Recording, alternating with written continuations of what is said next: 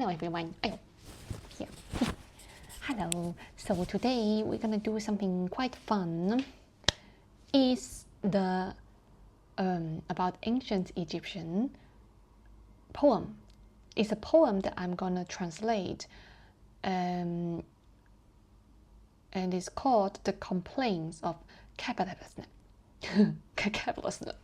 So the Complaints of Khakheperraseneb is also called the Lamentations of Khakheperre-seneb. It's an ancient Egyptian text from the end of the first intermediate period or the beginning of the Middle Kingdom. Okay, so this entire text is actually now in the British Museum.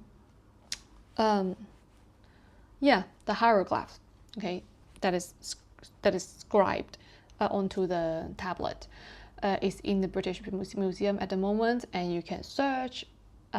Maybe I'll just put the link in the description box below. That's actually linking to Wikipedia. And the dating of it is not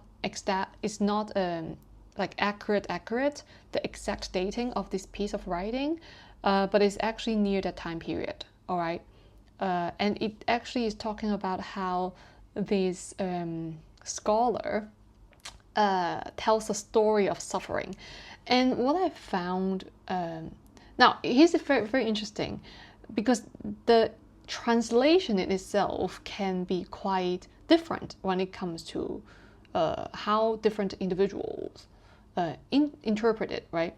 And what it says here on Wikipedia is that the interpretation of the work is up to debate.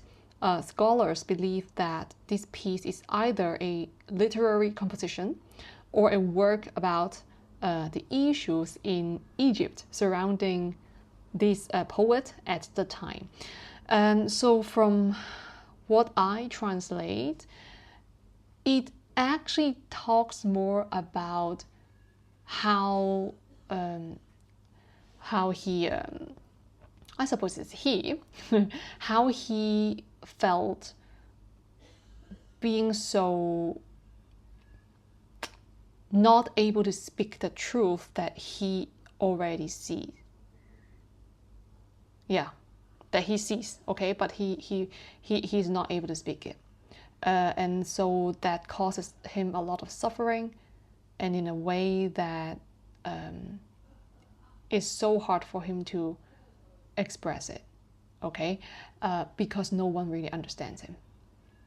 No, it's like no one speaks the same language as he does, same language, so to speak. Okay, so this, I'm gonna pull up an image of that, and on it actually has a translation, as you can see here, and I'm gonna read what I translated from it, which is pretty beautiful, I would say. All right, and as the title says, I translate what's spoken by the ancestors. All right, and for this one is from ancient Egypt. And let's start. So it's actually phrase by phrase, right? Phrase by phrase.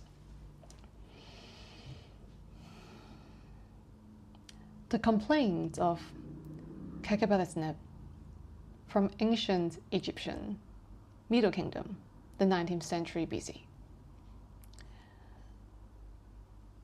As heaven drops wisdom, so shall I receive. The growth begins. Through wounds and trials, I face obstacles. As void engulfs my soul, I stay still with no hope. And as I free myself again by rejuvenating my heart, I recognize that the world gives birth to no vanguard. I strive through temptations and desires, found my truth in the tears. As I venture into the unknowns, I soar to become the seer. But the venom seeps into the heart of others, where my voice is a siren to no audience. And so that is what he felt or he feels at the time, and it's very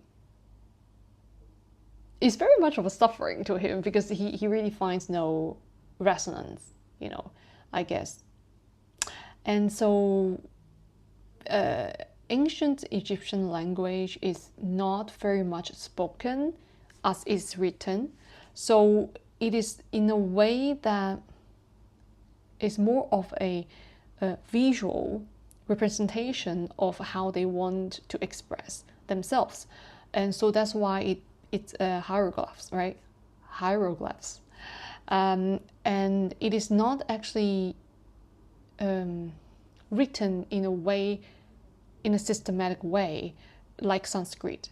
So all the ancient languages are actually energetic codings, I would rather say this, than actual systematic recordings. It is only later that this entire visual representation would then be developed into a structural form, into structural forms, and that would form into different kinds of languages that we see today, with a very structural or systematic approach to how phrases are constructed, or how ideas or thoughts are put into boxes. So that, in a way, we can see creativity could become quite limited when it comes to how we express ourselves, right? So if in that sense, when in the ancient language like Sanskrit, hieroglyphs, or ancient Egyptian languages, or even the ancient Chinese languages, they are all very symbolic in a sense, and not really structured. They do have a fine system, but not the system that we embody today in our society. It is more of a representation of expressions, rather than expressing to represent. Like there's a difference here. So that's why the way that they come into expressing through these like hieroglyphs, it's not complete if we use, say, a systematic approach to translate these languages, because they are more of an energetic imprints than actual word by word constructions. So I hope you like this video as much as I do.